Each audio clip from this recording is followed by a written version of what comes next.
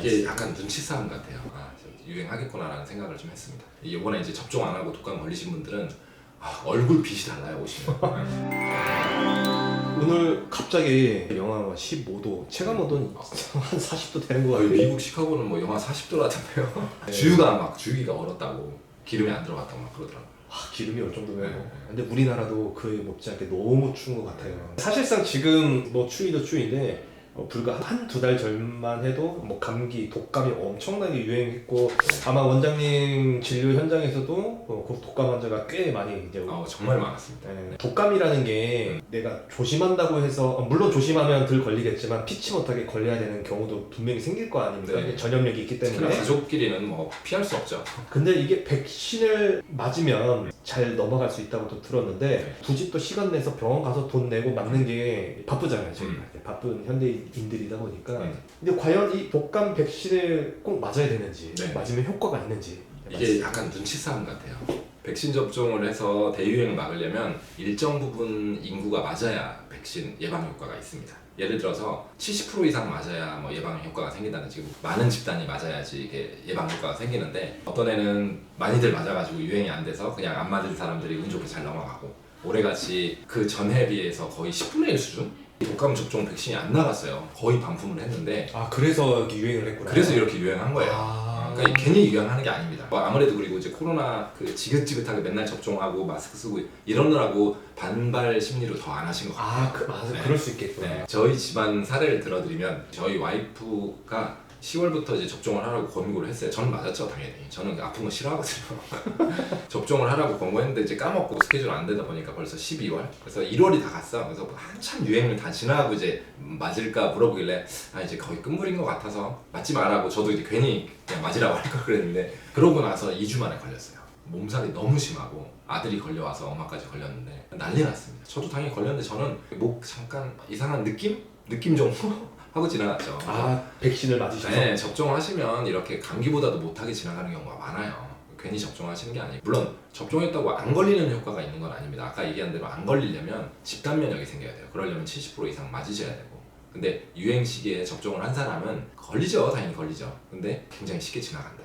독감이 괜히 독감이 아닙니다. 가끔 심근염, 폐렴, 뇌염 이런 것들로 이제 합병증이 동반될 수가 있기 때문에 특히나 면역력 떨어진 분들은 절대 반드시 접종을 하셔야 돼요. 위중하게 생길 수 있어서. 그래서 독감 안 걸려보신 분들은 되게 우습게 생각하시는데 걸려보면 땅을 치고 해야 합니다. 너무 아파서. 그러니까 한 번도 경험하지 못한 아주 심한 몸살과 함께 고열이 나요. 고열이.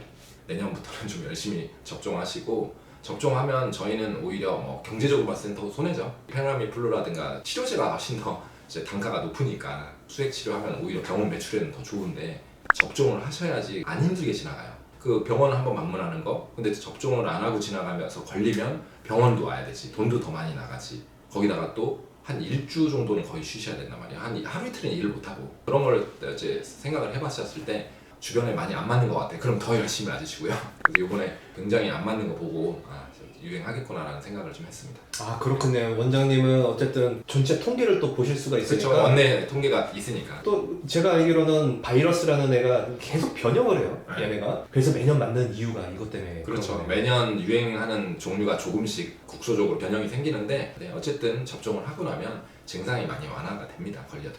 작년은 지나갔으니까 올해 또 유행 시기가 오면 적극적으로 맞아야 될 필요가 있을 것 같고요. 그래도 거의 한 2-3주 이상은 지나야 효과가 있으니까 가급적이면 10월 정도에 맞는 게 베스트입니다. 자, 메모해두세요. 10월.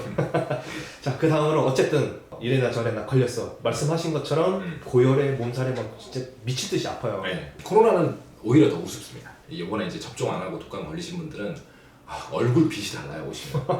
이제 그 정도예요. 네. 그래서 독감에 걸렸을 때 이제 증상 완화를 위해서 알약으로 먹는 타미플루인가요? 네. 그 약이 있고 독감 치료 수액, 치료 주사가 있다고 들었어요. 네.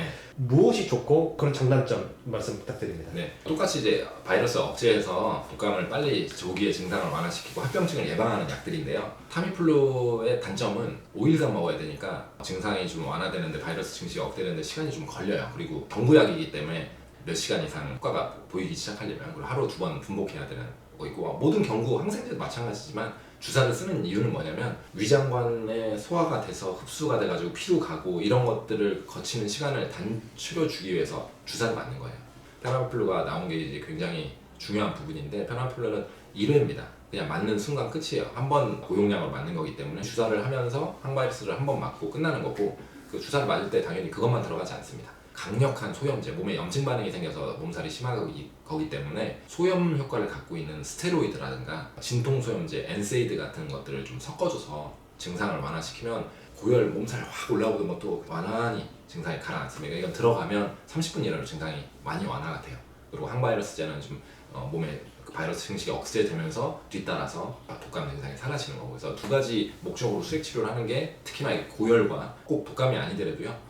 고열이 심한 경우에 막 구토, 노로바이러스 같이 막 고열 이런 거 심할 때 이럴 때는 약을 잘 쓰시는 거야. 단순 감기, 목 아프고 콧물 조금 있는 거 이런 건 굳이 내가 증상이 심하지 않다면 약을 굳이 쓰실 필요가 없는 거고, 고열 자체가 굉장히 몸에 스트레스고 그 고열로 인해서 체력이 굉장히 떨어지고 특히나 어린 친구들 같은 경우 고열 나면 열경련 같은 것도 하잖아요. 그래서 그런 것들 때문이라도 해열제, 소염제를 좀 초기에는 강력하게 써주고 항바이러스를 쓰는데 두 가지 요법이 있는 거예요. 그 타미플루라고 하루 분복해서 5일간 요법이 있고, 페나필루 같이 이제 정맥 라인을 찔러야 돼서 뭐 아주 어린 친구들은 좀 쉽지 않겠죠. 그래서 페나필루 주사하는 것들이 있어서 한번 1회 요법으로 들어가면서 이제 소염제라든가 스테로이드를 좀 섞어서 해열 효과와 몸살을 빨리 잠재워줄 수 있는 그런 치료를 하고 있습니다. 비용 부담이 없으면 요즘은 수액을 다 선호하시는 것 같고요. 개인 보험 같은 게 있으면 또 청구도 되니까, 뭐 바쁘거나 증상이 그 정도까지 심하지 않거나 하신 분들은 이제 약을 받아서 처방을 하시고 그러죠. 네, 오늘도 좋은 말씀 감사합니다. 네.